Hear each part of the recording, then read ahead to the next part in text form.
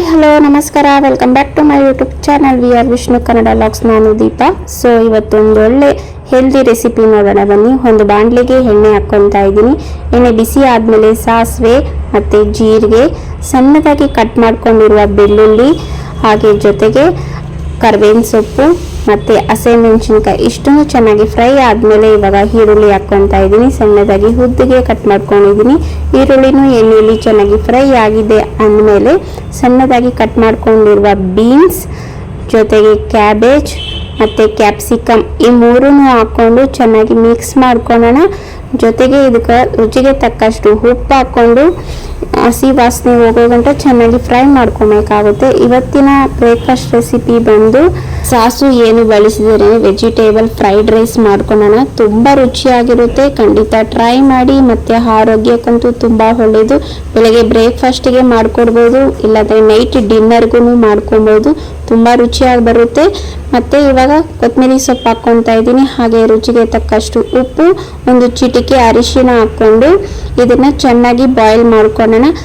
Low ಫ್ಲೇಮಲ್ಲಿ ಇಟ್ಕೊಂಡು ಒಂದು ಪ್ಲೇಟ್ ಮುಚ್ಚಿ ನಾವೇನೇನು ತರಕಾರಿಗಳು ಹಾಕಿದ್ದೀರಿ ಅದನ್ನೆಲ್ಲನೂ ಚೆನ್ನಾಗಿ ಎಣ್ಣೆಯಲ್ಲಿ ಫ್ರೈ ಮಾಡ್ಕೊಳ್ಳೋಣ. ಅಲ್ಲಿ ಗಂಟ ಇದನ್ನು ಲೋ ಫ್ಲೇಮಲ್ಲಿ ಇಟ್ಕೊಂಡು ಚೆನ್ನಾಗಿ ಬಾಯ್ಲ್ ಆಗಲಿ. ಸೊ ಆದಷ್ಟು ಮನೆಯಲ್ಲಿ ಮಕ್ಕಳಿಗೆ ಹೆಲ್ದಿಯಾಗಿರುವ ರೆಸಿಪಿನ ಮಾಡಿಕೊಡಿ. ಈಚೆಗಡೆ ಸಿಗುತ್ತಲ್ವ ಫ್ರೈಡ್ ರೈಸ್, ಎಗ್ ರೈಸ್ ಅದೆಲ್ಲ ಕೊಡೋಕ್ಕೆ ಹೋಗಬೇಡಿ. ಯಾಕಂದರೆ ಅದರಲ್ಲಿ ತುಂಬ ಕೆಮಿಕಲ್ ಇರುತ್ತೆ. ಹಾಗಾಗಿ ಮನೆಯಲ್ಲಿ ಏನು ಸಾಸ್ ಬಳಸ್ದಿರ ತುಂಬ ರುಚಿಯಾಗಿ ಮಾಡ್ಕೊಬೋದು. ಸೊ ಇಲ್ಲಿ ನೋಡಿ ತರಕಾರಿ ಎಲ್ಲ ಚೆನ್ನಾಗಿ ಬೆಂದಿದೆ. 1 ಸ್ಪೂನ್ ಜೀರಿಗೆ ಪುಡಿ ಹಾಕ್ಕೊಂಡಿದ್ದೀನಿ. ಅರ್ಧ ಸ್ಪೂನ್ ಬಂದು ಕರಿ ಮೆಣಸಿನ ಪುಡಿ ಹಾಕ್ಕೊಂಡಿದ್ದೀನಿ. ಎರಡು ಹಾಕ್ಕೊಂಡು ಒಂದೊಳ್ಳೆ ಮಿಕ್ಸ್ ಕೊಡ್ತಾ ಇದ್ದೀನಿ. ಹಾಗೆ ಒಂದು ಅರ್ಧ ಸ್ಪೂನ್ ಅಷ್ಟು ಗರಂ ಮಸಾಲ ಹಾಕ್ಕೊತಾ ಇದ್ದೀನಿ. ಸೊ ಇದನ್ನು ಹಾಕ್ಕೊಂಡು ಒಂದೊಳ್ಳೆ ಮಿಕ್ಸ್ ಕೊಡೋಣ. ಸೊ ಈ ಥರ ನಾವು ಮನೆಯಲ್ಲೇ ಮಾಡಿ ಮಕ್ಕಳು ಕೊಡೋದ್ರಿಂದ ಆರೋಗ್ಯ ತುಂಬ ಚೆನ್ನಾಗಿರುತ್ತೆ. ಮತ್ತು ಇಲ್ಲಿ ನಾವೆಲ್ಲನೂ ಬಳಸಿರೋದು ಬಂದು ತುಂಬ ಆರೋಗ್ಯಕ್ಕೆ ಒಳ್ಳೆಯದು. ಎಲ್ಲ ತರಕಾರಿನೂ ಬೆಳೆಸಿದ್ದೀರಿ. ಸೊ ಹಾಗೆ ಇವಾಗ ಚೆನ್ನಾಗಿ ಫ್ರೈ ಆಗಿದೆ ಅಂದಮೇಲೆ ಒಂದು ಅರ್ಧ ನಿಂಬೆಹಣ್ಣು ಹುಳಿನ ಹಿಂಡ್ಕೊತಾ ಇದ್ದೀನಿ.